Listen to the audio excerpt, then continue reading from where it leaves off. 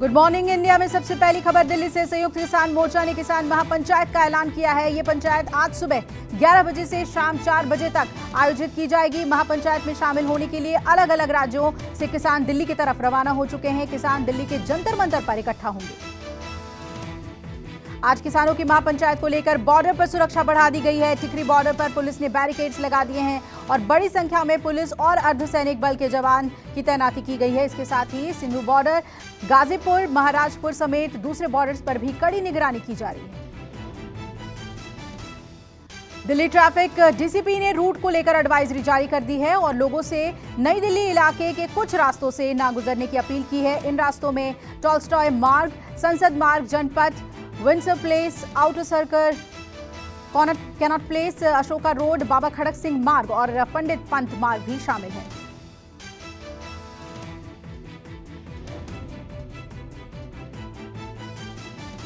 MSP और प्राकृतिक खेती पर कमेटी की पहली बैठक आज होगी। ये बैठक सुबह 10 बजे नेशनल एग्रीकल्चरल साइंस कॉम्प्लेक्स में होगी।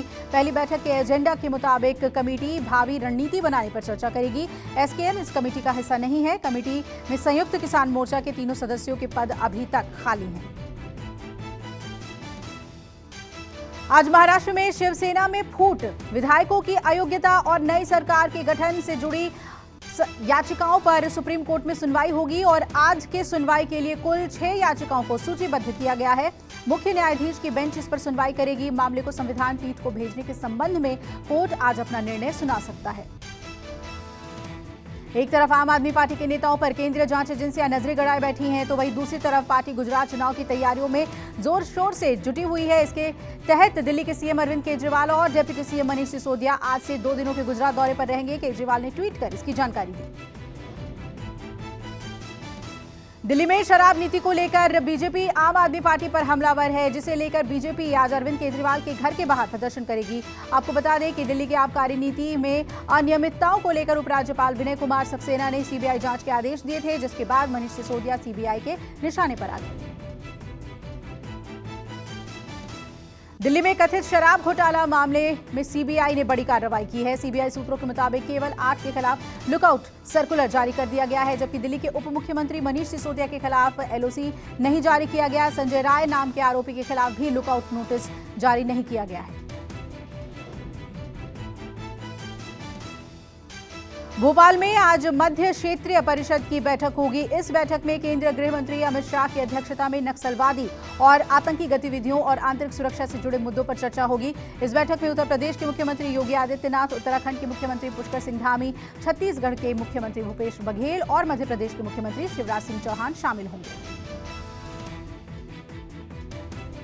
कांग्रेस ने भारत जोड़ो यात्रा में सिविल सोसाइटी से शामिल होने के लिए आह्वान किया है। इसके बाद दिल्ली में आज सिविल सोसाइटी से जुड़े लोगों को बुलाया गया है। इस दौरान सभी को यात्रा से जुड़ी चीजों के बारे में जानकारी दी जाएगी। इसमें बुद्धिजीवी, लेखक समेत कई लोग हिस्सा लेंगे और राहुल गांधी सभी से मुलाकात करेंगे।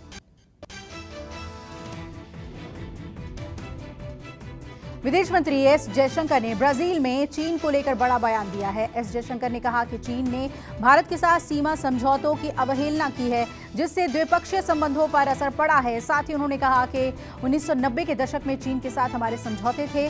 इसके जरिए हम दोनों में से कोई भी प्रतिबंधित इलाकों में सैनिकों की तैनाती नहीं करेगा। कांग्रेस की नई दिल्ली में 4 सितंबर को प्रस्तावित हल्ला बोल महारैली की तैयारियों के लिए पार्टी पदाधिकारियों की बैठक आज जयपुर में होगी। बैठक में कांग्रेस महासचिव केसी वेणुगोपाल, राजस्थान प्रभारी अजय माकन और सीएम अशोक गहलोत शामिल होंगे।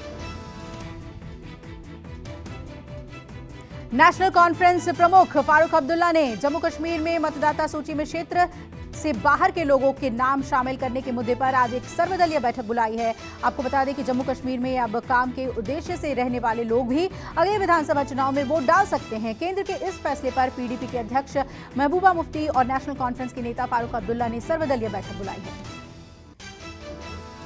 मुख्यमंत्री ममता बनर्जी इस साल दुर्गा पूजा के उत्सव को यादगार बनाने के लिए आज कुछ बड़ी घोषणाएं कर सकती हैं। नेताजी इंडोर स्टेडियम में दुर्गा पूजा की तैयारियों को लेकर एक समीक्षा बैठक बुलाई गई है। इस बार जिले की दुर्गा पूजा कमेटियों को भी शामिल होने के लिए कहा गया है। इस बैठक में जिला कमेटियां वर्चुअली जुड़ेंगी। उत्तराखंड बीजेपी अध्यक्ष महेंद्र प्रसाद भट्ट की नई टीम के लिए आज फिर मंथन होगा।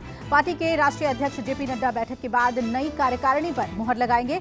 सूत्रों के मुताबिक बीजेपी की प्रदेश कार्यकारिणी में कई नए चेहरे शामिल हो सकते हैं, जबकि कार्यकारिणी के ही कुछ पदाधिकारियों का कद बढ़ सकता है।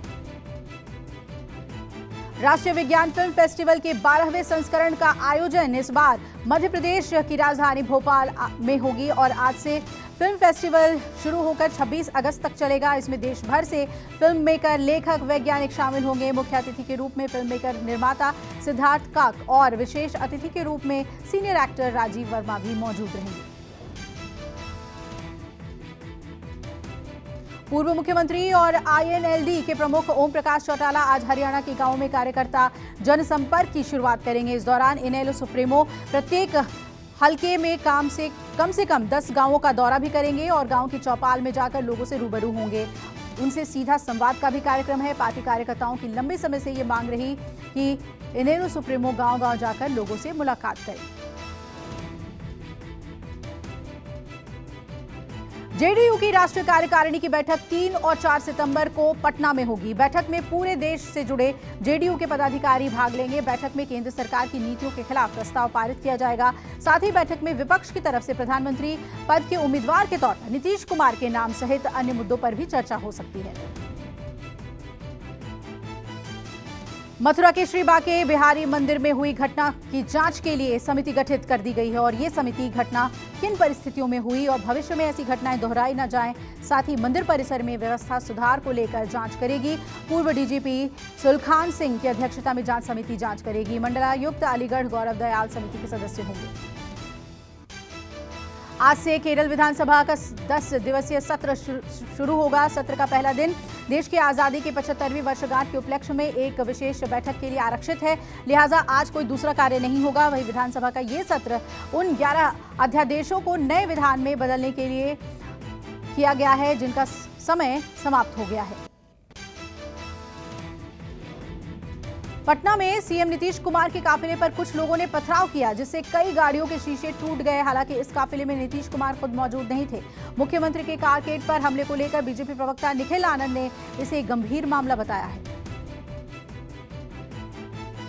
केंद्रीय वित्त मंत्री निर्मला सीतारमण आज से 3 दिनों के नागालैंड दौरे पर रहेंगी।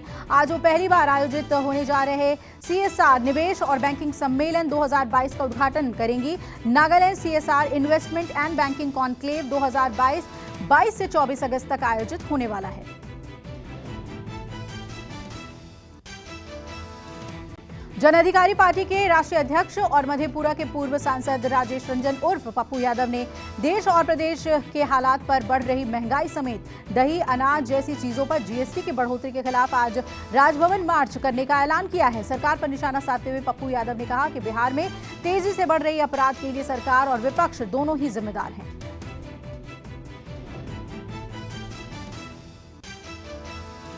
अखाड़ा परिषद अध्यक्ष महंत नरेंद्र गिरी खुदकुशी मामले में इलाहाबाद हाईकोर्ट ने आनंद गिरी की जमानत अर्जी पर आज सुनवाई होगी। इससे पहले गुरुवार को इलाहाबाद हाईकोर्ट में आनंद गिरी की जमानत अर्जी पर सुनवाई हुई थी। इस मामले में कोर्ट ने सुनवाई की अगली डेट 22 अगस्त को तय की थी।